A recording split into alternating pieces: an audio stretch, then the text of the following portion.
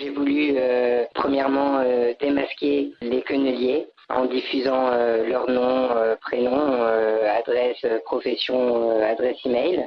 Et deuxièmement, j'ai voulu nuire à Dieudonné financièrement, étant donné qu'il vit en grande partie grâce à son site, grâce à Internet.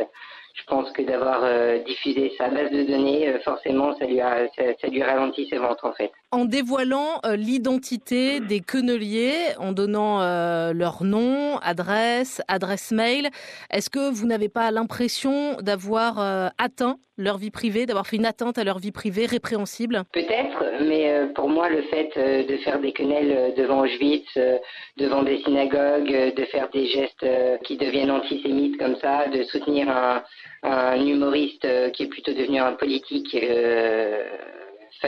fasciste, pour moi c'est complètement inacceptable. Après votre piratage informatique et la divulgation donc de dizaines, de centaines et même de milliers d'adresses de gens qui sont allés sur le site de Dieudonné, il y a 3 pompiers là qui viennent de faire l'objet d'une enquête administrative de la part de leur hiérarchie. Est-ce que c'est ce que vous souhaitiez ? Pour moi, quand on est pompier, quand on est policier, qu'on fait partie, qu'on est militaire, qu'on fait vraiment partie du système, de faire ce geste de soutien à Dieudonné, c'est complètement inacceptable.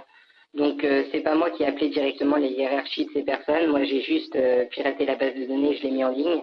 Mais je suis vraiment ravi que des gens le fassent. Maintenant, évidemment, il y a des cas qui sont plus graves que les autres. Il y a des gens un petit peu qui font ça par ignorance ou quoi. Mais je pense que de toute manière, de relayer, si vous voulez, le message antisémite de Dieudonné, dans tous les cas, c'est quelque chose de mal. Comment vous avez fait pour réaliser votre piratage ? Tout simplement, un ami m'a dit va voir un article sur le site de Dieudonné. J'ai été et puis j'ai pu constater qu'il y avait une faille. Et puis en quelques minutes, j'ai eu la base de données. Qu'est-ce que vous souhaitez maintenant ? Qu'est-ce que vous attendez ? Vous attendez que la justice réagisse ? Moi, ce que j'aimerais surtout, c'est que on interdise la parole antisémite de Dieudonné. Je pense qu'on peut avoir un humour sur toutes sortes de choses, même se moquer des juifs.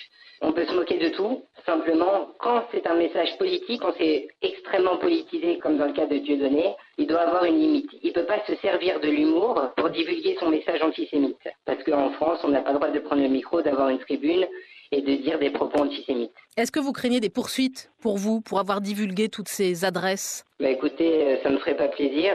Maintenant, j'ai envie de vous dire que pour moi, la cause est importante, elle est plus importante que ce qui peut m'arriver. Pour moi, c'est quelque chose qui devait être fait. Je fais pas ça pour bâillonner un artiste. Je fais ça pour bâillonner un politique antisémite qui a une tribune libre et qui est relayé par beaucoup de gens. Ce fameux geste de la quenelle, Dieudonné l'a inventé en 2005 dans l'un de ses spectacles humoristiques controversés. 8 ans plus tard, ses fans ne cessent de publier des photos sur Internet prenant la pose. Leur quenelle, qui suggère une sodomie, ressemble aussi à un salut nazi inversé, ce dont se défend ce quenellier qui parle anonymement de sa photo. On était avec des amis, on s'est positionné, puis on a pris la photo et puis basta. C'est simple, vous mettez votre main en perpendiculaire à votre bras. Par exemple, la main gauche, vous la mettez en perpendiculaire à votre bras droit, et puis vous montez petit à petit vers l'épaule pour insinuer la chose qui rentre. La quenelle, la dite quenelle qui rentre. Ah, je te l'ai mise. C'est un geste contestatoire, mais pas un salut nazi comme c'est décrit dans les médias, quoi. Pourtant, de nombreux quenelliers se photographient devant des synagogues et même à Auschwitz. La provocation antisémite est sans équivoque aux yeux de ce hacker qui a décidé de pirater le site de Dieudonné pour diffuser ensuite l'identité de milliers de quenelliers. Ce hacker, militant antiraciste, a tenu à ce que sa voix soit déformée. J'ai voulu premièrement démasquer les quenelliers en diffusant leur nom, prénom, adresse, profession, adresse email. Et deuxièmement, j'ai voulu nuire à Dieudonné financièrement, étant donné qu'il vit en grande partie grâce à son site, grâce à Internet. Moi, ce que j'aimerais surtout, c'est qu'on interdise la parole antisémite de Dieudonné. Mais dans cette affaire de quenelle, les poursuites judiciaires peuvent être difficiles, reconnaît maître Sabrina Goldman, avocate de la LICRA, la Ligue internationale contre le racisme et l'antisémitisme. Ce type de combat judiciaire n'est jamais évident. Alors aujourd'hui, je pense qu'une personne qui reproduit ce geste seule, sans l'accompagner de paroles, je ne suis pas sûre qu'elle puisse être poursuivie.